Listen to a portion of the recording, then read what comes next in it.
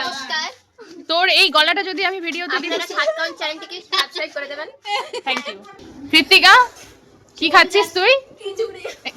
দেখি একটু খিচুড়ি। আর কি খাচ্ছিস? খিচুড়ি। আমি রাক্ষসের ভাই খোকস। বোন বোন বোন। এটা রসগোল্লা। কেমন খেতে?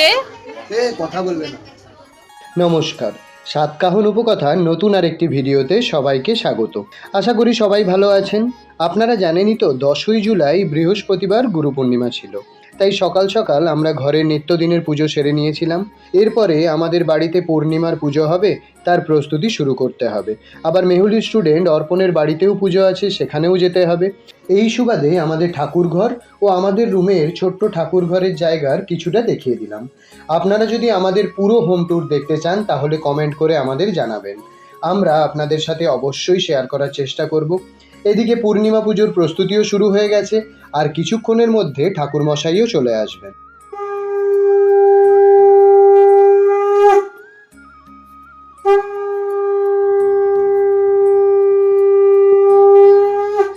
ইনি আমাদের বাড়ির সমস্ত পুজোই করেন, আর উনি সঙ্গে করে নারায়ণ শিলাও নিয়ে আসেন প্রতিবার। গুরু ব্রহ্মা গুরু বিষ্ণু গুরুদেব মহেশ্বরা গুরু সাক্ষাৎ পরম ব্রহ্মা তস্मै শ্রী গুরুবে নমঃ।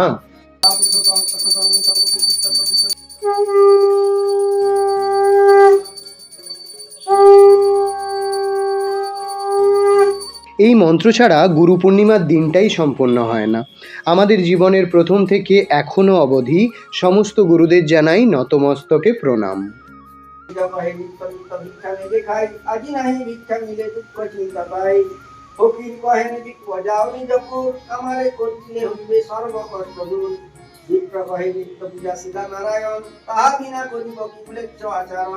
আচ্ছা, কার কার বাড়িতে সেদিন পুজো হয়েছিল জানাবেন কিন্তু।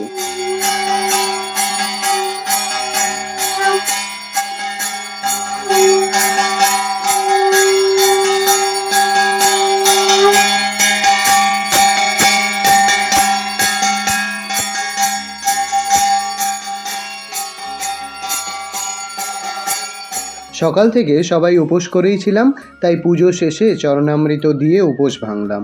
এরপরে আমি সিন্নি প্রসাদ রেডি করছি, প্রসাদ খেয়ে রেডি হয়ে আবার বেরোতেও হবে।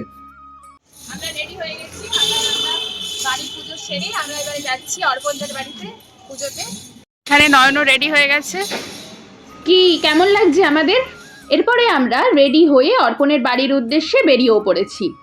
ওখানে পৌঁছে দেখি দরজার সামনে পুষ্পিতা ও পরিণীতা আমাদের ওয়েলকাম করার জন্য দাঁড়িয়ে আছে।